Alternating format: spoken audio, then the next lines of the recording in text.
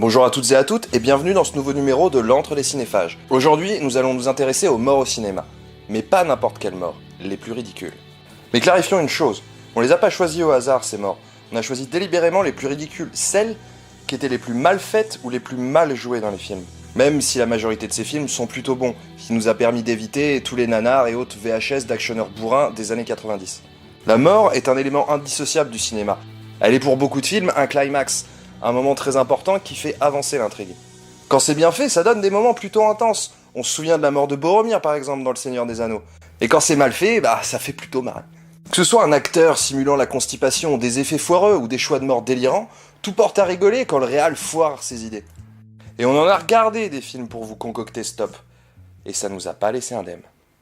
C'est bon, je crois qu'on l'a semé. Il pourra pas nous trouver ici. Philippe, je sais où tu te caches. Viens ici que je te bute, enculé. Oh non, il nous a trouvés. Il est là. Salaud! Destination finale. Une mort un peu particulière parce que... Est-elle ridicule? Probablement, mais c'est pas sûr. C'est une mort inattendue qui prend le personnage par surprise et qui fait sursauter le spectateur. Mais bon, à y regarder de plus près, on peut quand même se poser des questions. They died and we lived. Get over it. I will not let this plane crash be the most important thing in my life. God! I'm moving on, Carter. And if you want to waste your life beating the shit out of Alex every time you see him, then you can just drop fucking dead.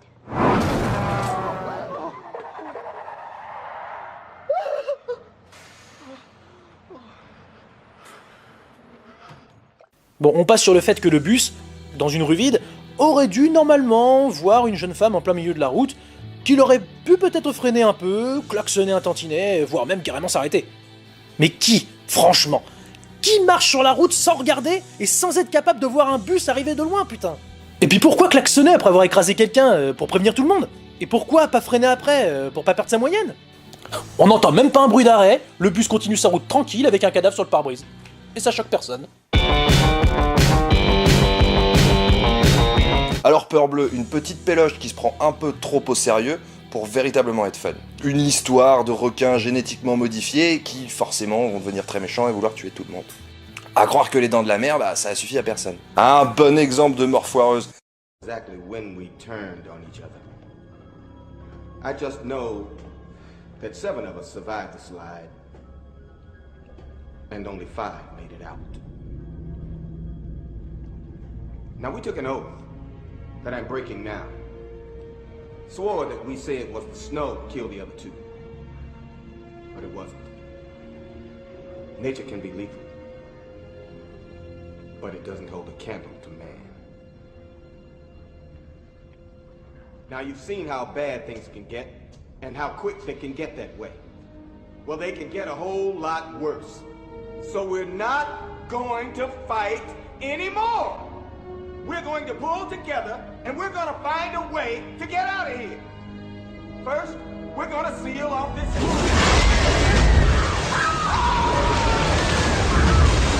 En plus, faire mourir un gars après un dialogue galvanisant, c'est pas con.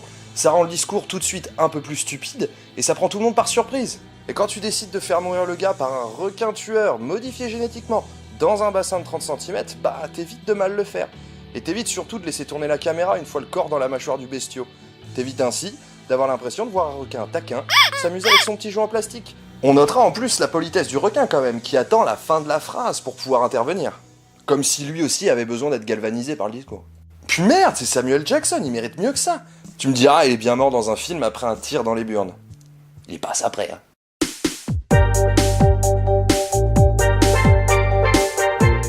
Prometheus. Ce film qui avait tant promis aux fans d'Alien et de SF en général. Les incohérences du scénario, l'emploi massif de Deus Ex Machina, les twists scénaristiques what the fuckesques et les personnages fonctions font de Prometheus un préquel de la franchise Alien qui cherche à expliquer moult choses pour au final ne faire que du fanservice. Pour revenir à la scène qui nous intéresse, il faut aller à la toute fin du film. À ceux qui ne l'ont pas encore vu, de ne pas regarder les extraits qui vont suivre, ou tout simplement de ne pas voir le film. Donc nous sommes à la toute fin du film, c'est la grosse merde, et tout s'écroule autour des protagonistes. Les deux personnages féminins, dont l'un est interprété par la superbe Charlize Theron, courent pour leur vie, tandis qu'un vaisseau spatial, ressemblant à un donut entamé, roule après elles pour les écraser. C'est un coup classique, mais c'est énervant à chaque fois. Cours, copine! Ah, je suis le vaisseau spatial, je vais vous écraser. Pourquoi courir en ligne droite pour échapper à quelque chose quand il est possible de partir d'un côté ou de l'autre pour éviter le danger à l'aise? Bah oui, mais t'aurais dû faire comme ta copine Noumi, Poufias.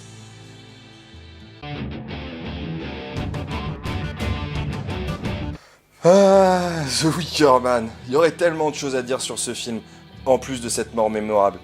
Pour l'honneur, le film avec Cage est un remake. L'original but, foncez le voir. L'histoire est simple, un flic est débarqué sur une île pour enquêter sur des morts suspectes. Dans l'original, ça donnait de magnifiques réflexions sur la religion, autant dans celui-là, ça donne la meilleure prestation de Nicolas Cage en roue libre. Oh no, not the beast! Not the beast! Ah! Oh, my eyes! My eyes! Ah! Ah!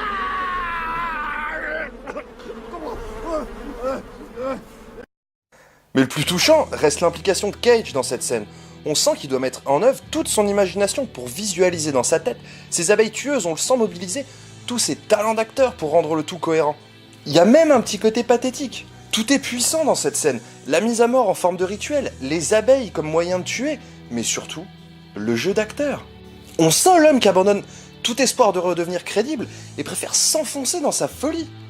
Enfin, de toute façon, un film où le héros déguisé en ours fout une baffe à une jeune femme pour obtenir des réponses, ou alors une petite fille se faisant écraser par un camion roulant à vive allure sur un bateau, bah, ça peut pas complètement être un mauvais film.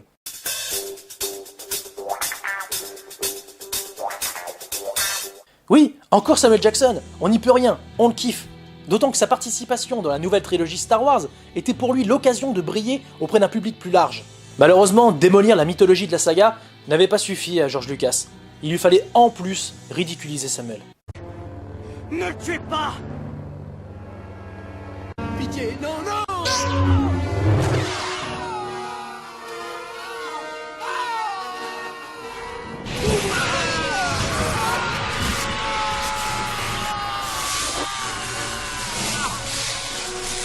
Aucune limite à mon...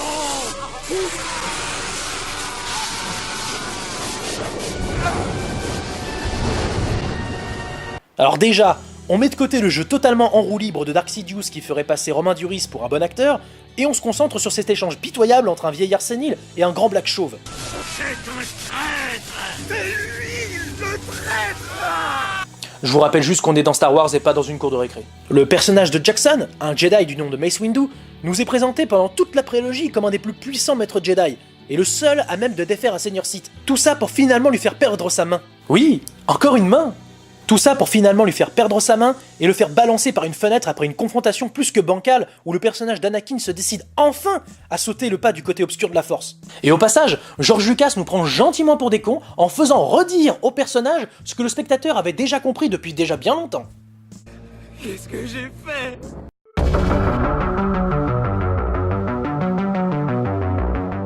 Du lourd. Oh oui, du lourd pour celle-là. Peut-être même un cas d'école.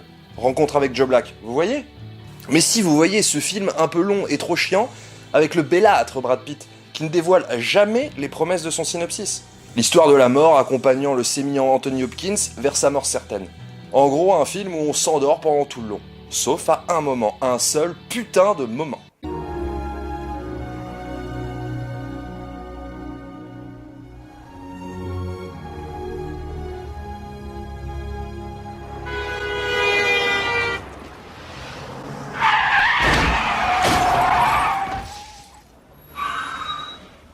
Alors on passe sur le fait qu'aucune voiture ne ralentit et que celle qu'il frôle semble à tout prix vouloir sa mort. Mais plutôt sur ces deux gentilles voitures qui semblent vouloir à tout prix venger leur copine du début. Vengeance! Alors je sais pas si c'est le réal qui s'est dit « Eh merde, faut que je trouve un moyen de réveiller mon spectateur, un truc qui va le scotcher sur son siège tellement ça va être brutal. Je vais faire en sorte que le héros se fasse renverser. » Mais là où le mec est un génie mental, c'est quand il a décidé de le faire renverser non pas par une voiture, mais par deux. Et d'y inclure des rebonds. Un peu comme si les voitures jouaient avec leur proie. Une sorte de partie de tennis entre voitures. 30-0.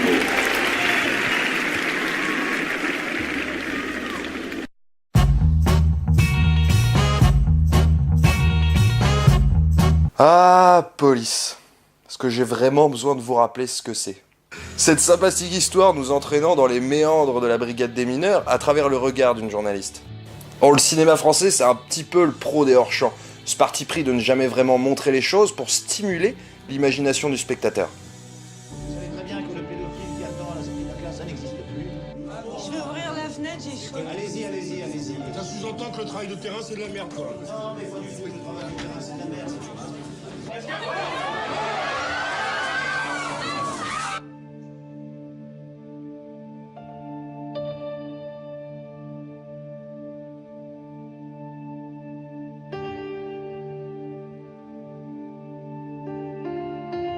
Pourquoi ne pas avoir laissé sa silhouette disparaître par la fenêtre pour ensuite entendre le corps s'exploser contre le macadam? Là, on a le droit de voir ce que le cinéma français ne sait pas faire.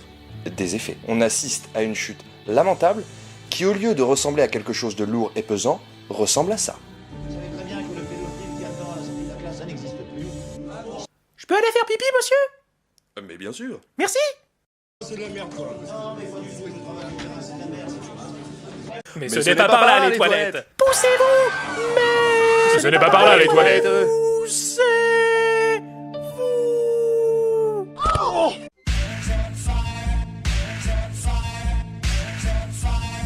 La perle des morts médiocres.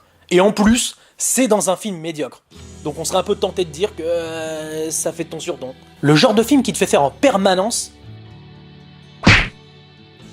Mettez-vous en condition. Vous allez voir ce qu'on vous a promis comme le premier blockbuster avec des zombies et une invasion mondiale de morts-vivants. Et là, c'est la désillusion. Dès les premières séquences, et dès que le mot zombie est prononcé comme une maladie, comme quelque chose qui va de soi. Bon, à ce moment-là, vous vous dites que ça pue un peu quand même. Pour la petite histoire et pour ceux qui n'auraient pas vu le film, les zombies ont envahi la Terre, blablabla, il faut trouver la cause de l'épidémie, blabla, qui semble avoir commencé en Corée du Sud. Alors l'ONU décide d'envoyer Brad Pitt enquêter avec une équipe de militaires des forces spéciales et un scientifique. Un scientifique qui a une énorme importance. Le seul à pouvoir déterminer l'origine de l'épidémie. Le seul à pouvoir développer un remède. Le mec que Brad Pitt va devoir protéger pendant tout le film, au péril de sa vie.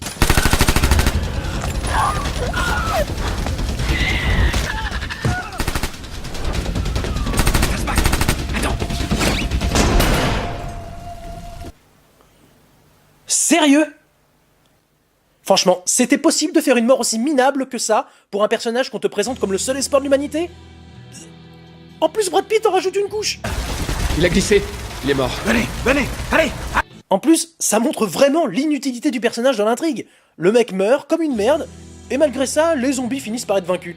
Sa mort n'a aucune incidence sur l'histoire. Bon d'accord, le film a été réécrit et a connu un tournage chaotique. Mais franchement, il faut quand même se dire qu'un scénariste a écrit la scène et qu'elle a été tournée sans que ça ne choque personne dans l'équipe. J'ai glissé, chef.